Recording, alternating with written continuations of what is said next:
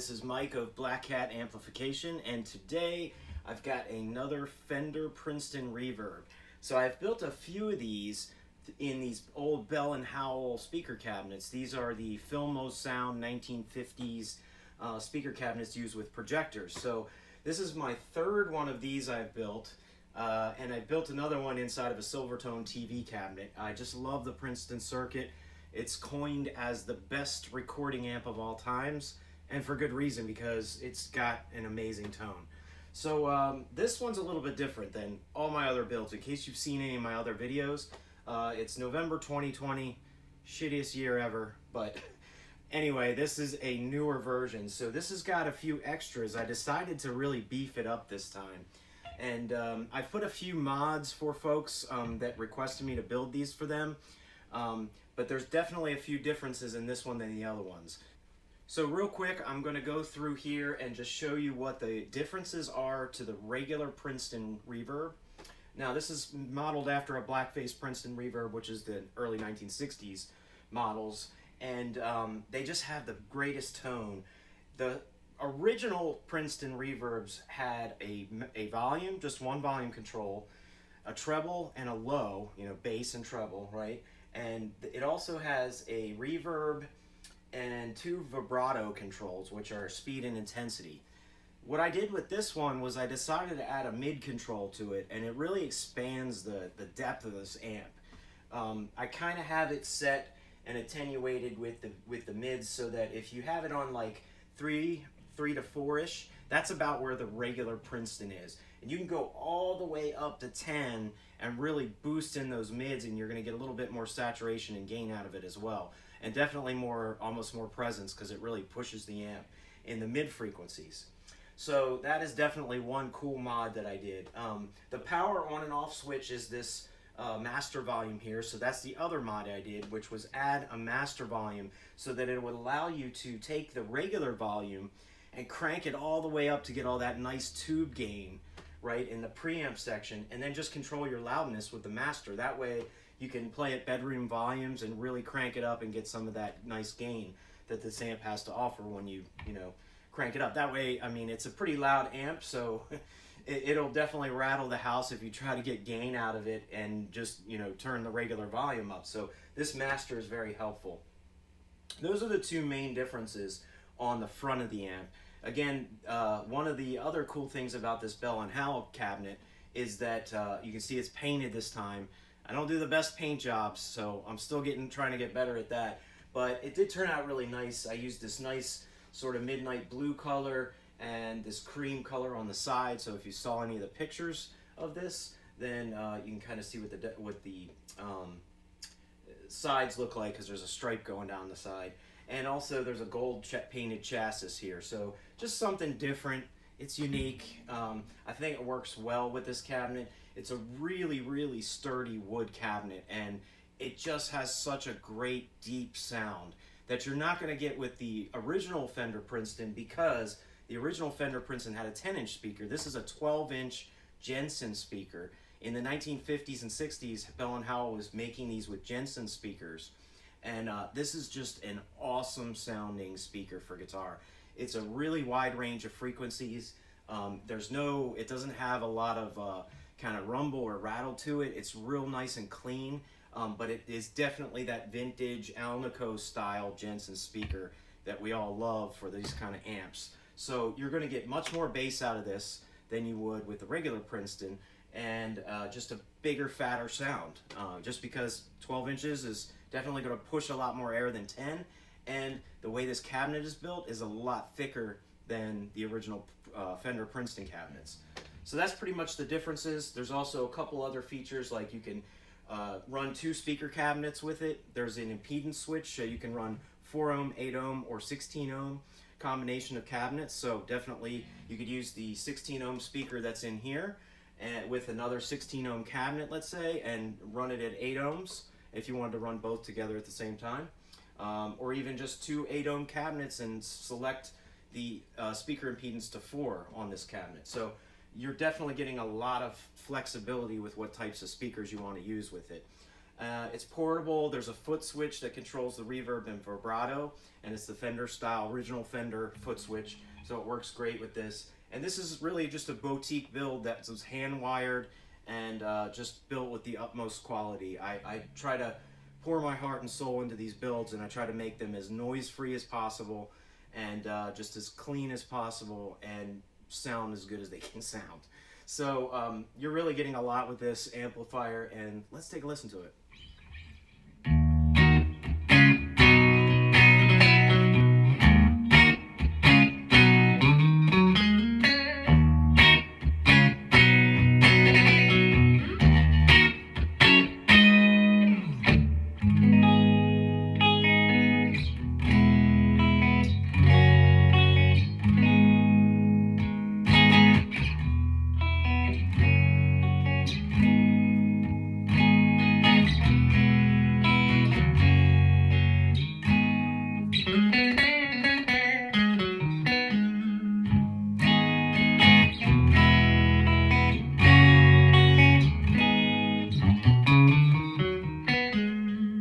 This first knob here is the volume. So this is the regular volume. If you put your master on almost all the way up, then it's going to be just like the stock Fender, right? Use this as your volume for your loudness, right? So here's just a simple treble, playing with the treble.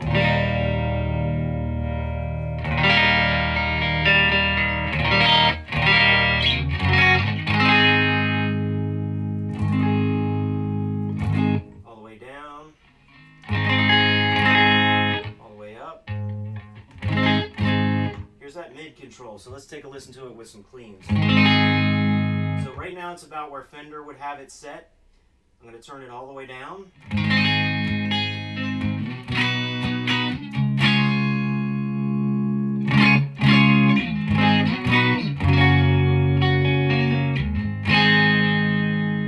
Now let's turn it up a little bit more. Let's put it on 6. Volume's going to increase slightly.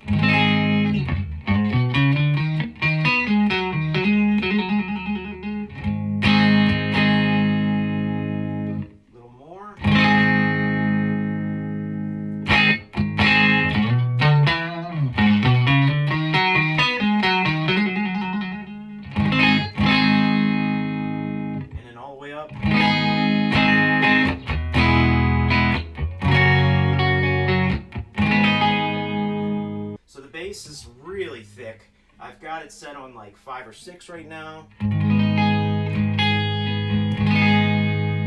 it back.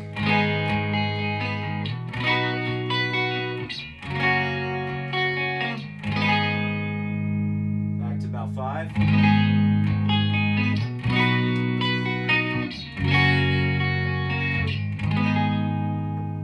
And let's really crank it.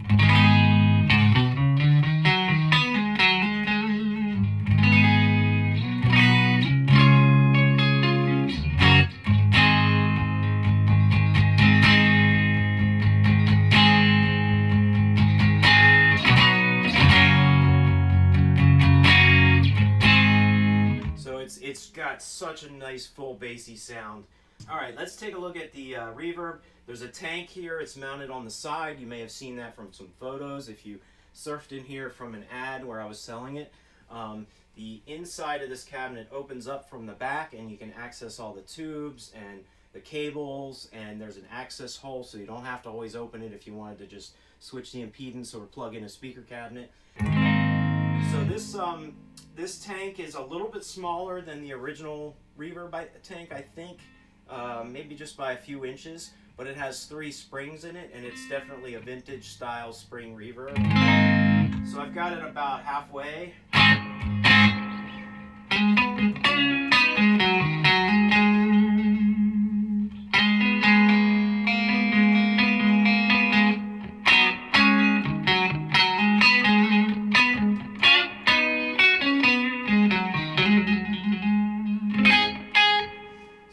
Up a little more.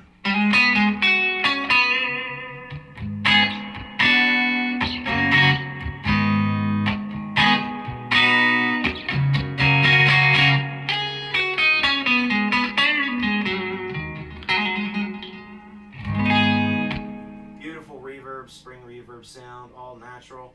And the tremolo. So there's a slight difference that I did to this to enhance it.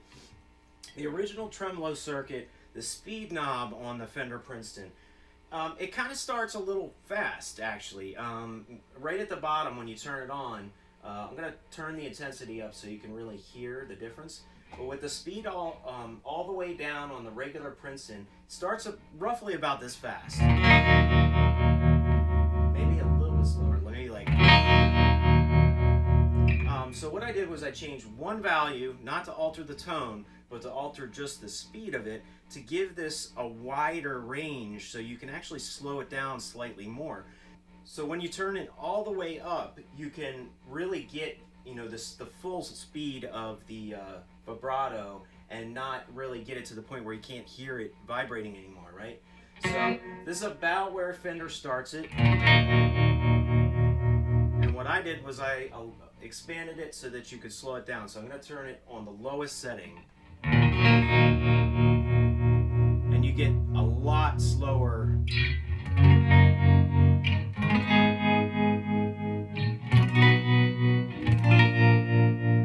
So it really gives you a little bit more option here with a wider range. So back to about where Fender stock setting is. Turn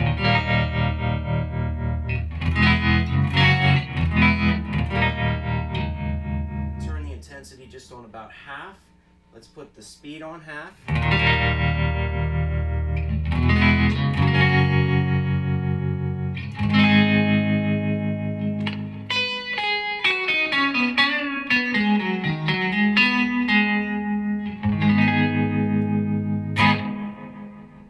Put the speed up a little more.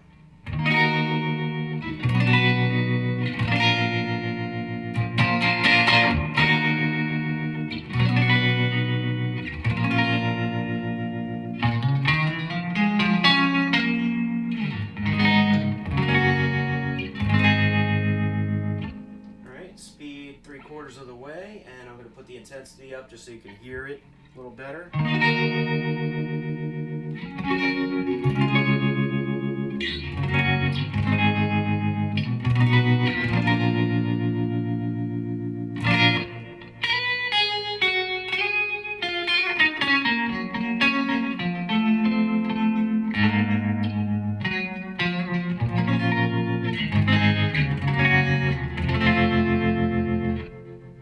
Intensity all the way up, speed all the way up.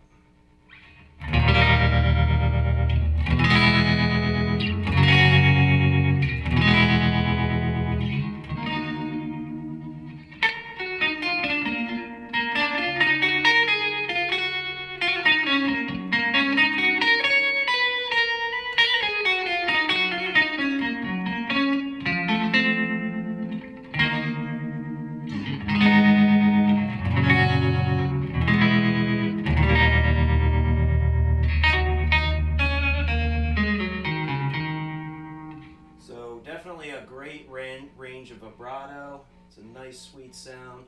I love that you can turn the speed way down. Here's the speed all the way down and the intensity all the way up.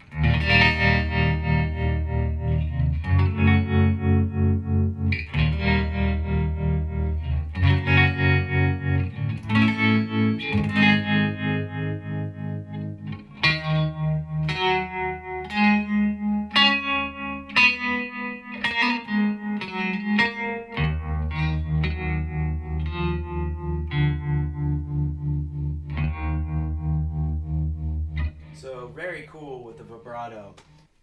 Okay, just wanted to feature a little bit what you could do with the gain in this amp. Now remember, Fender back in the day, they definitely didn't want to create amps that had a lot of distortion to them. They really wanted really nice, clean sounding amps with a lot of headroom. And this amp definitely, when people pushed it, realized it actually does distort a bit, but you really got to crank it way, way up. Now, obviously, it depends on the pickups that you have, but if you have a hotter sounding pickup, usually in a lot of guitars, some people have a hotter bridge pickup than they do the neck pickup. But if you have some hotter pickups, this thing can really put out a lot of grit. This pickup here is pretty hot, and for a passive pickup. And what I've got now is I've got the master volume turned down, so I'm not blowing my eardrums out. And I've got the preamp volume or the regular volume on, I don't know, about 5 or 6, right? So it starts to break up slightly around there with a hot pickup. So you hear a little bit of gain there, right? We'll put it on the neck pickup. So you don't hear as much breakup, right? So that's with the bridge. So that's where it starts to break up on this guitar with these pickups. So I've got the treble pretty high because I really wanted the brightness to come through with this. I've got the mids about where Fender would have had them set because they didn't have a mid knob, right? And the bass on 6 or 7. So just to kind of hear what this thing has.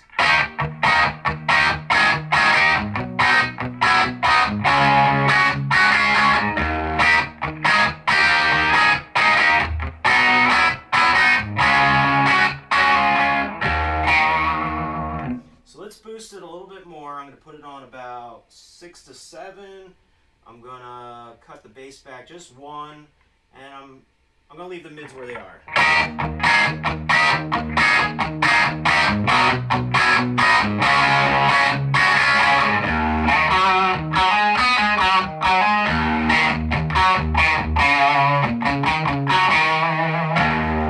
Right? So I'm going to boost the preamp volume a little more.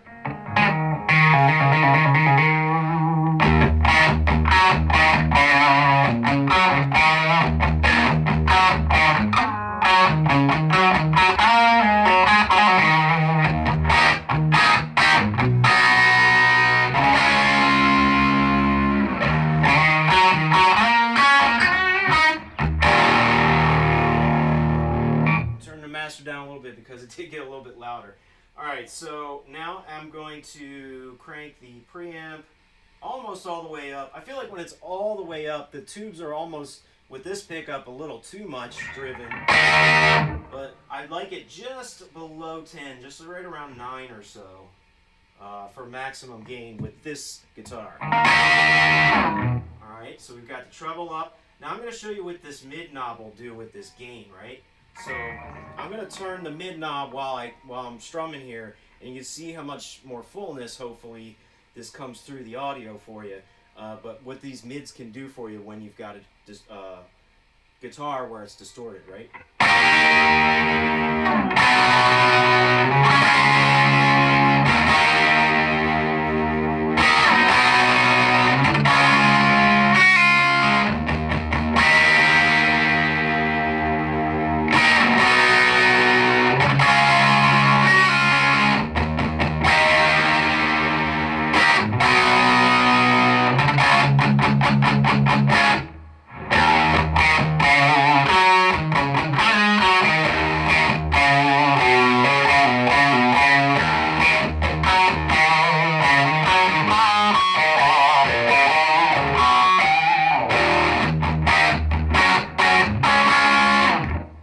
Like 3/4 of the way up on the mids, and I really noticed in the room here just how much more saturation it got, and the gain came through a lot better. So I'm going to go back down to where Fender had it, go a little bit lower, well actually all the way down, right? So this is going lower than the original Fender Princeton could go on the mids.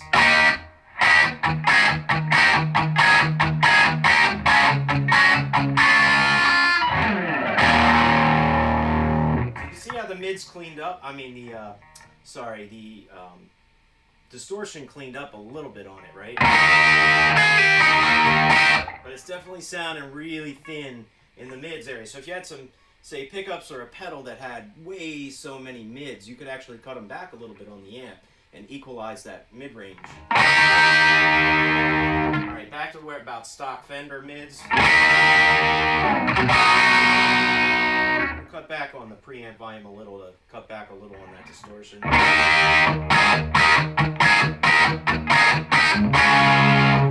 now mids all the way up.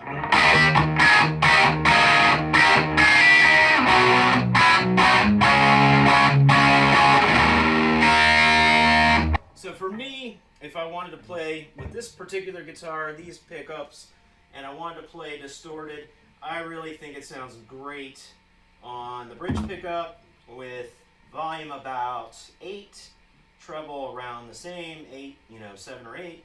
The mid's about halfway, just to give me a little extra boost. Bass is about half.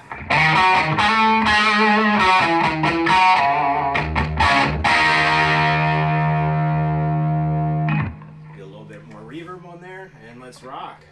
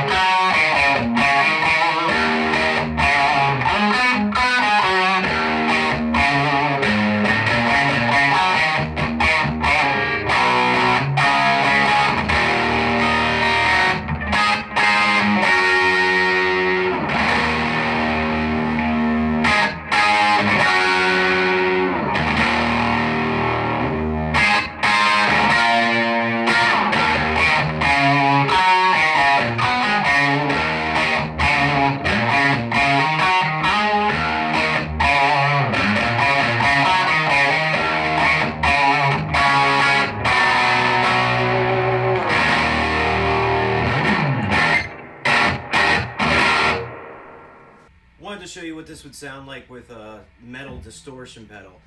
It is an amp that you could use for that because it's got such a great amount of clean headroom. You could throw just about any pedal you want on this thing and have it sound great. So the amp currently is set with the master all the way up so that it's kind of back to stock Fender settings, and I've just got the regular volume on 2 or so, which is roughly bedroom volume, maybe a little bit louder. Trebles boosted up pretty good. The mids are halfway, so that's a little bit more than what Fender stock was on this. Bass is on about 5 or 6. No reverb at all.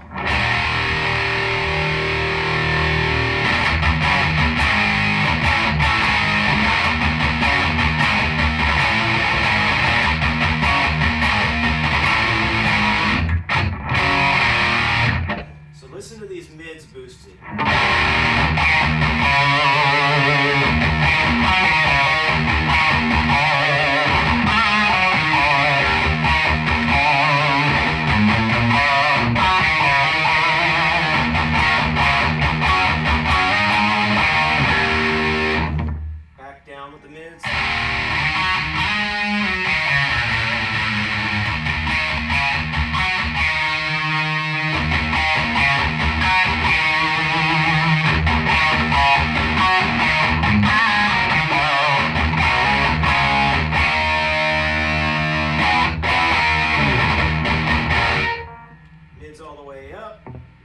Boosted just slightly.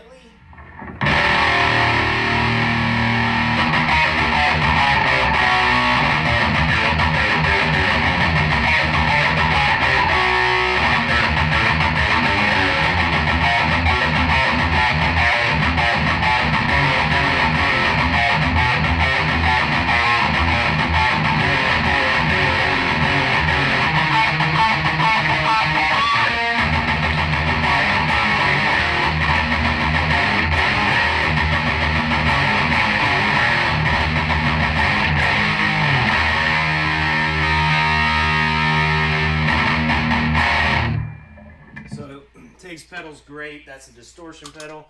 If you want to hear what it sounds like with a tube screamer, cut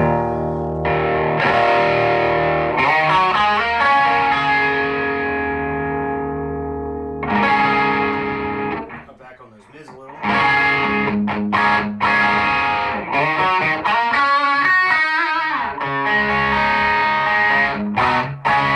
That's a tube screamer, on a completely clean setting. So let's give the amp a little dirt first. That's just the amp. Little tiny bit of distortion, right? I'm on about 6 or 7. I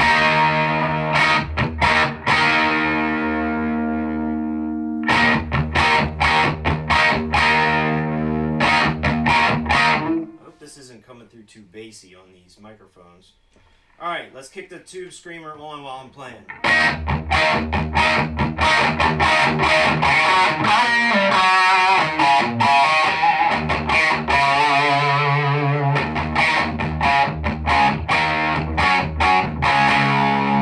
So that's just the amp.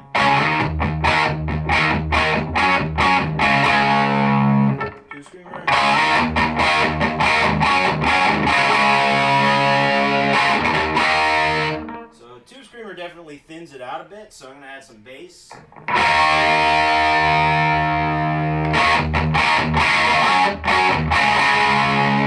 Without it.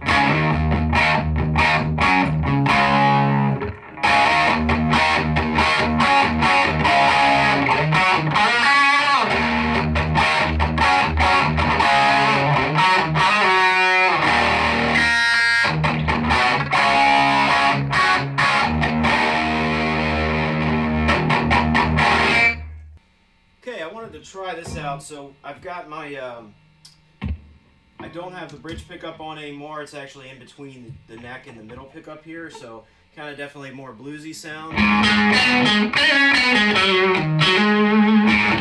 So we've got the volume, preamp volume almost, you know, an 8 or so, so it's definitely going to start to distort a little bit.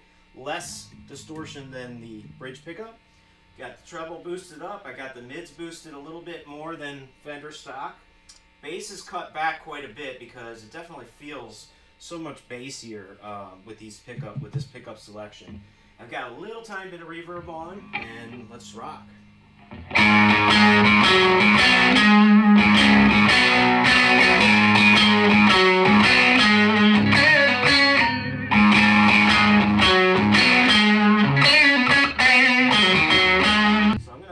Bring the highs in a little bit.